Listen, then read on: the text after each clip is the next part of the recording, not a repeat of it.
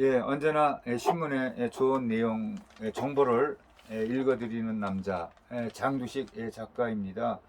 지금 시간에는 한국 그 서쪽 해역에 맘대로 드나드는 중국 함정에 대한 기사를 읽어보겠습니다. 1996년 당시 김영삼 대통령은 일본의 독도 영유권을 주장을 하자 일본에 번외적 머리를 고쳐주겠다며 항공모함 건조 계획을 또 추진을 했다. 그러나 1년 뒤 군 수뇌부는 북한 위협 우선 대응이라는 논리로 항공모함 건조 계획에 제동을 걸었다. 이후 25년 만에 문재인 정부에서 항공모함을 재추진하기로 하면서 예산까지 반영을 했는데 정부가 또 바뀌면서 재검토되고 있다. 문 정부의 논리는 북한 위협은 물론 중국과 일본의 해양 안보 위협에 대한 대응 차원이었지만 필자는 항공모함의 필요성에 대한 논리 부족 때문에 재검토 상황에 부딪혔다고 그렇게 생각을 한다. 그렇기에 항공모함의 역할을 더 잘 소명해야 하고 이를 위해 해군은 바다에서 일어날 수 있는 모든 상황을 국민에게 소상히 또 알려야 할 것이다. 2006년 일본이 순시선을 동원해 한국 영토인 독도 영해를 침범하면서 일촉촉발 상황까지 갔던 사실을 생생히 다들 기억을 할 것입니다. 당시 한국은 군함을 동원해 밀어내기 작전을 준비를 했으나 군함 그 수와 크기, 그러니까 배수량 등 해군 전력이 일본보다는 훨씬 열세였기 때문에 경고 사격 등 적극적인 대응을 하지 못했습니다. 한국 해군은 정신력과 전투 기량으로 극복할 수 없는 상황이었다.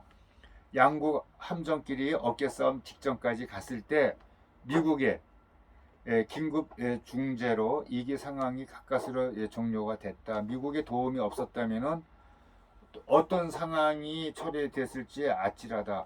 당시 사태를 예견한 듯 그보다 10년 전에 항공모함 확보를 지시했던 김영삼 대통령이 결단이 그리웠던 순간이었다. 근데 더 큰 문제는 중국이다. 중국은 최근 한국 서남 해역에서 직간접적으로 위협을 또 가하고 있다. 직간접적으로 위협을 가하고 있는 그 국방정보본부 국회 자료에 따르면 지난해 한국 관할 해역에 들어온 중국 군함의 수는 260여 척이나 되고 한국의 그 방공 식별 구역 침범에서도 매년 증거하고 있는 추세다. 남중국해를 내해로 만드는 중국이 유사한 활동을 지금 한국의 서남 해역에서 벌이고 있다. 중국은 남중국해 내해하를 위해 난시군도 7개 암초의 의미로 인공섬을 건설 중이다. 지난 3월에는 인공섬 3곳에 미사일과 전투기를 배치해 군사 기지화했다. 아세안 국가들과의 합의를 무시한 중국은 힘으로 남중국해를 내해로 만든 뒤 중국 영해 및 방공식별구역을 선포할 것이라고 또 한다. 남중국해 내해화가 완성이 되면은 중국은 한국 서해와 이어다가 포함된 동중국해의 내해화에 박차를 가할 것으로 또 우려가 되고 있는 시점이다. 한국 서해 중간 수역에 중국은 고종 부표 9개를 벌써 설치를 했고 항공모함 한 대를 동원한 동경 124도 근해에서 시위 기동했다.